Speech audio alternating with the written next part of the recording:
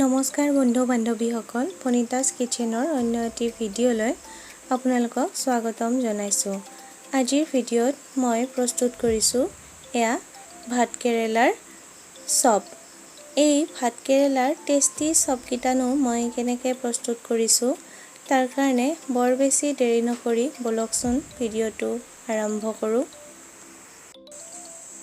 ভাতকেৰেলাৰ চপ বনাবৰ কাৰণে এয়া মই প্ৰথমতে লৈ লৈছোঁ 3টা ভাতকেৰেলা আৰু 3টা সৰু সৰু আলু আৰু ভাতকেৰেলাকেইটা মই ধুনীয়াকৈ ধুই লৈছোঁ আৰু ভাতকেৰেলাৰ ওপৰৰ অংশটো ধুনীয়াকৈ গুচাই লৈছোঁ। আৰু এয়া ভাতকেৰেলা আৰু আলুকেইটা কুকাৰত ভৰাই দিছোঁ আৰু ইয়াতে পানী যোগ কৰি দিছোঁ আৰু কুকাৰৰ ঢাকোনখন লগাই এটা চিটি আহিব এতিয়া দিম। কুকাৰৰ চিটি ঠাণ্ডা হোৱাৰ পিছত মই গোটেই বস্তুখিনি এনেকৈ নমাই লৈছোঁ আৰু আলুৰ বাকলিখিনি লাহে লাহে গুচাই লৈছোঁ। এতিয়া ভাতকেৰেলাকেইটা এখন কটাৰীৰ সহায়ত এনেকৈ দুফাল দুফাল কৰি ল'ব লাগিব।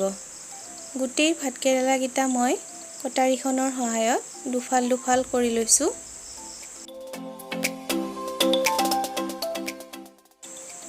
এতিয়া এখন চামুচৰ সহায়ত ভাতকেৰেলাৰ মাজৰ গুটি অংশটো এনেকৈ লাহে লাহে এৰাই লৈছোঁ।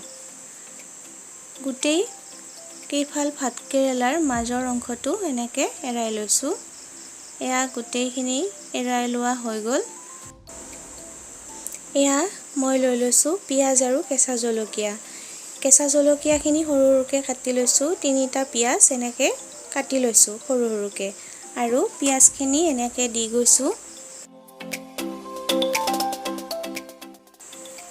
তাৰপিছতে এয়া মই দি দিলোঁ কুটি থোৱা কেঁচা জলকীয়াখিনি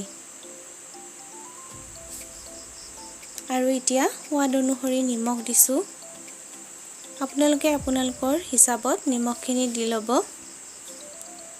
তাৰপিছতে এয়া মই দিছোঁ প্ৰায় আধা চামুচ জিৰা ধনিয়াৰ গুড়ি আৰু ধুনীয়াকৈ এতিয়া আলু আৰু ভাতকেৰেলাৰ মাজৰ অংশখিনি মিলাই সানি ল'ব লাগিব। তাৰপিছতে এতিয়া আলু আৰু ভাতকেৰেলাৰ মাজৰ অংশখিনি এই পিচ পিচ কৰি থৈ দিয়া ভাতকেৰেলাখিনিৰ ভিতৰত এনেকৈ ভৰাই গৈছোঁ এটা এটাকৈ।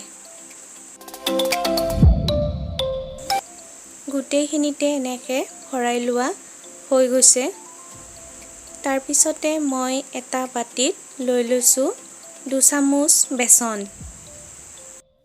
এয়া লৈ লৈছোঁ কৰ্ণফ্ল'ৰো মই লৈ লৈছোঁ 2 চামুচ। এতিয়া ইয়াত মই সোৱাদ অনুসৰি অলপ নিমখ দি দিছোঁ আৰু ধুনীয়াকৈ গোটেইখিনি বস্তু মিলাই লৈছোঁ। লগতে পানীখিনি ইয়াতে দি দিছোঁ আৰু ধুনীয়াকৈ সানি লৈছোঁ।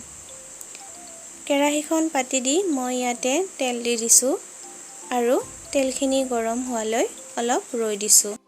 তাৰপিছত সানি থোৱা কৰ্ণফ্ল'ৰ আৰু বেচনখিনিত আলু আৰু ভাতকেৰেলা যিটো বল বনাই থৈছিলোঁ তাতে মিলাই মই তেলখিনিত দি দিছোঁ।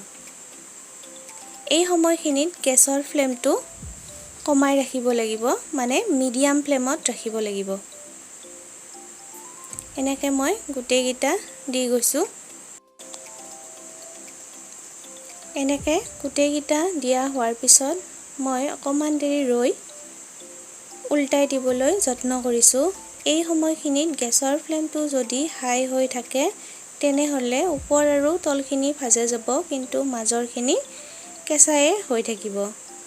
এই সময়খিনিত সদায় গেছৰ ফ্লেমটো মিডিয়াম ফ্লেমত ৰাখিব লাগে। মই মিডিয়াম ফ্লেমত ৰাখি এনেকৈ ভাজি লৈছোঁ আৰু লাহে লাহে উল্টাই দিব চেষ্টা কৰিছোঁ। এতিয়া মই লাহে লাহে গোটেইকেইটা উল্টাই দি গৈছোঁ। এয়া মোৰ উল্টাই দিয়া হৈ গৈছে আৰু মই এই সময়খিনিত ইটো পিঠিও সিজিবৰ কাৰণে অকণমান দেৰি ৰৈ দিছোঁ। ধুনীয়া এটা কালাৰ আহিছে। এই পিঠিটো ধুনীয়াকৈ সিজি গৈছে। চাওক, ইটো পিঠিও সিজি গ'ল আৰু অকণমান দেৰিৰ পিছতে মই ইয়াক এখন প্লেটত নমাই ল'লোঁ। এটা এটাকৈ লাহে লাহে মই নমাই গৈছোঁ।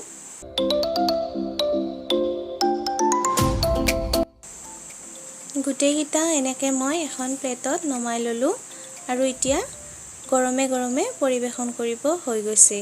এই ভাতকেৰেলাৰ চপটো খাবৰ কাৰণে অধিক টেষ্টি হয়।